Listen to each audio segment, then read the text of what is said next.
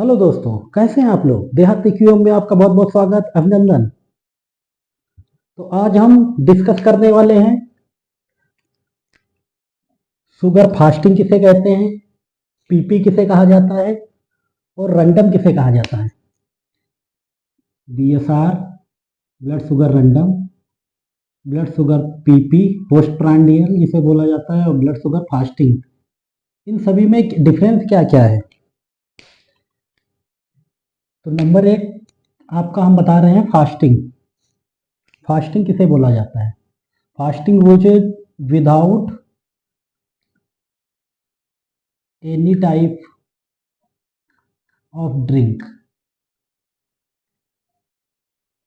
except water।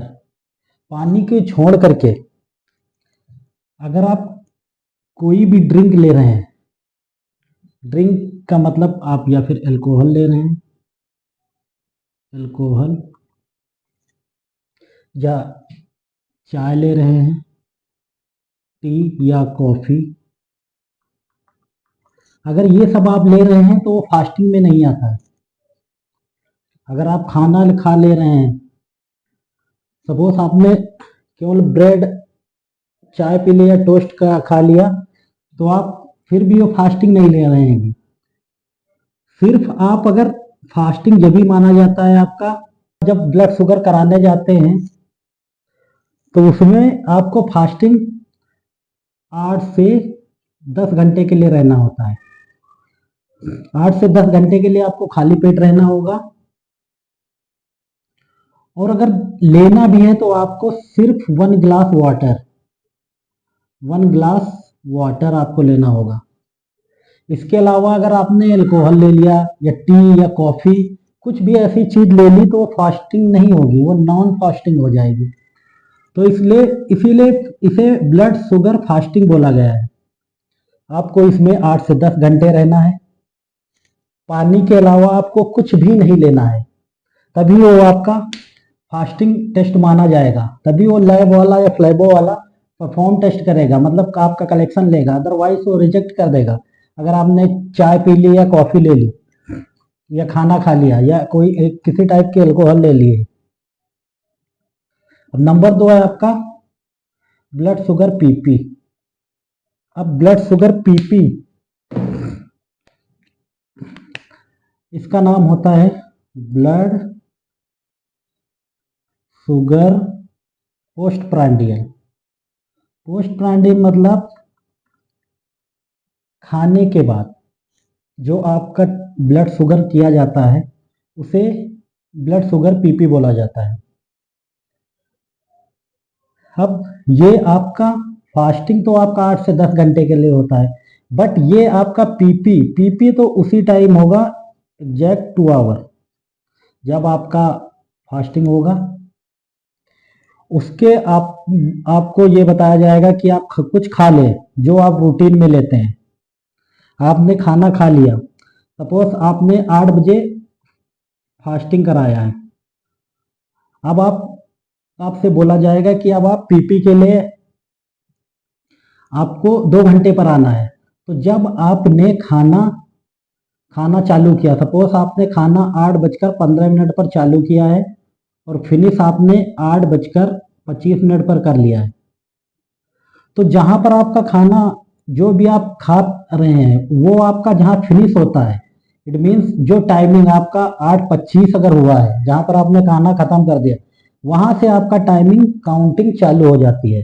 तो it means अब 2 घंटे कहां पर होंगे, 8:25, फिर आपका 9:25 मतलब 1 आवर हुआ, फिर आपका 10:25 2 आवर। तो आपका जो सेकंड वाला टाइम रहेगा 10:25 मतलब 10:25। इस पर आपका पीपी लिया जाएगा सैंपल। अब होता क्या है, कभी कभी पेशेंट कंफ्यूज हो जाता है, तो वो सपोज आपके पास 8 बजे आया है, उसने सैंपल दिया, अब वो पीपी के लिए आया आपके पास, तो अब उसने क्या किया, एक बार यहां से गया तो 8:15 पे खाना खा लिया। अब आते वक्त भी सपोज 10 बजे 10:25 पर उसे ये पता है कि हमें 2 घंटे पर कराना है। अब वो जब आते वक्त जैसे टाइमिंग हो रहा है उसका 10:25 पर उसे देना था, बट वो आया यहाँ पर अपने घर से निकलने वक्त 10:15 पर उसने फिर खा लिया, मतलब 2 बार उसने अगर ले लिया, तो वहां पर आपका ये पीपी गलत हो जाएगा, वहां पर आपका ये पीपी नहीं माना जाएगा, ये फिर रैंडम हो जाएगा। ब्लड शुगर रैंडम,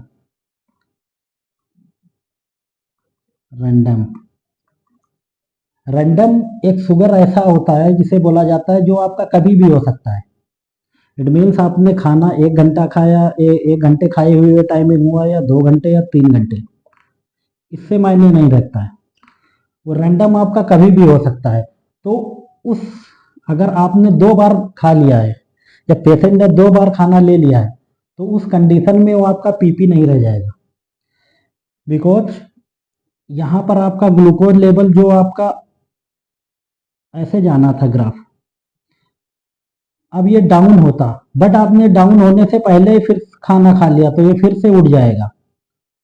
तो इस वजह से आपकी जो शुगर है, शुगर बढ़ जाएगी। तो इसलिए एग्जैक्ट उसको आपको जो भी, या पेशेंट को जो भी लेना है सिर्फ 1 टाइम ही लेना है। अगर खाने के वक्त सिर्फ फास्टिंग आपने कराया, फिर जो आपको पोस्ट प्रायंडियल कराना है वो एग्जैक्ट 2 आवर पर कराना है। जब आपका खाना खत्म हो जाता है, वहां से आपको टाइम अपना काउंट करना है, फिर एग्जैक्ट आपको 2 आवर पर सैंपल अपना ड्रॉ कराना है फ्लेबोटोमिस्ट के पास जाकर। और रैंडम रैंडम तो वही है, रैंडम अभी आपको मैंने बताया, रैंडम आपका एनी टाइम आपका हो जाएगा, बट लॉन्ग फास्टिंग नहीं होनी चाहिए। ये लॉन्ग फास्टिंग का नहीं होना चाहिए, जैसे इसी 8 से 10 घंटे का इतना टाइमिंग नहीं चाहिए। बट आपका अगर आपको टाइमिंग 1 घंटे खाए हुए, या 2 घंटे या 3 घंटे, ये सब रैंडम में आ जाएंगे।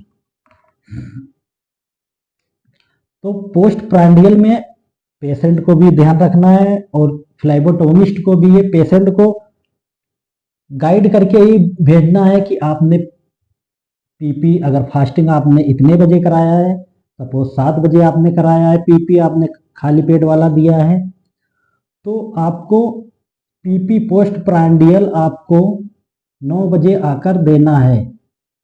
अब उस कंडीशन में वो कंडीशन भी आपको बतानी है कि आपने अगर सपोज 7 बजे सैंपल आपने दिया है, तो आप घर जाकर 7:30 तक अपना खाना फिनिश कर लेते हैं, तो आपको दूसरा सैंपल 9:30 पर देना है। ये चीज़ आपको पेशेंट को बहुत अच्छी तरीके से बतानी पड़ेगी, और बताना भी चाहिए। रीज़न ये होता है कि कभी कभी पेशेंट कंफ्यूज हो जाता है, जो रूटीन में कराते रहते हैं उन्हें तो आइडिया रहता है कि हमें कितने पर कराना है, बट जो दूर दराज से, या फिर जिनको शुगर के बारे में इतना नहीं पता है, तो उस कंडीशन में वो ये वाला चीज अपना सकते हैं। जैसे वो 2 टाइम खा लिए, 3 बार खा लिए, या फिर उन्होंने यहाँ से आपने फास्टिंग कराया है, फिर पीपी के लिए उन्होंने ओनली गए तो सबसे पहले चाय पी, चाय पीने के बाद आधे घंटे बाद खाना खा लिया। अगर आधे घंटे बाद आपका खाना खा लिया, तो उस कंडीशन में भी ये गलत हो जाएगा। जो भी लेना है पेशेंट को ये प्रॉपर बताना है कि आपको सिर्फ 1 टाइम ही लेना है।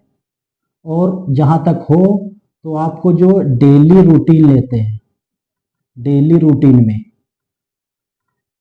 आपको वही लेना है।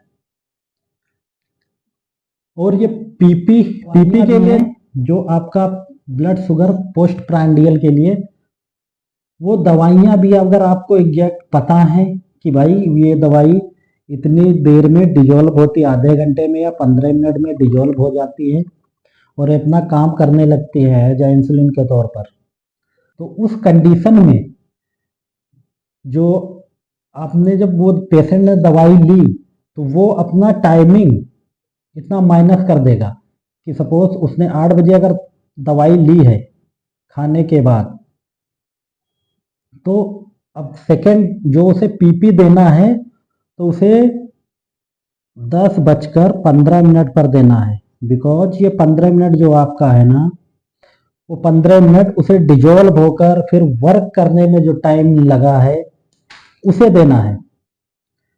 वैसे तो आपका 10 बजे चालू हो जाता टाइमिंग कि 10 बजे आपको पीपी देना है, बट इस 15 मिनट की वजह से आपको जो मेडिसिन थी जो डिजोल्व होने में टाइम लगाई है, जो या फिर वर्क करने में जो टाइम लगाई है, उस वजह से आपका ये टाइमिंग ये रहेगा। तो ये चीज आपको बहुत ध्यान रखना है। इसी के साथ मैं यहाँ पर इसे वाइंड अप करता हूँ। जय हिंद, जय भारत।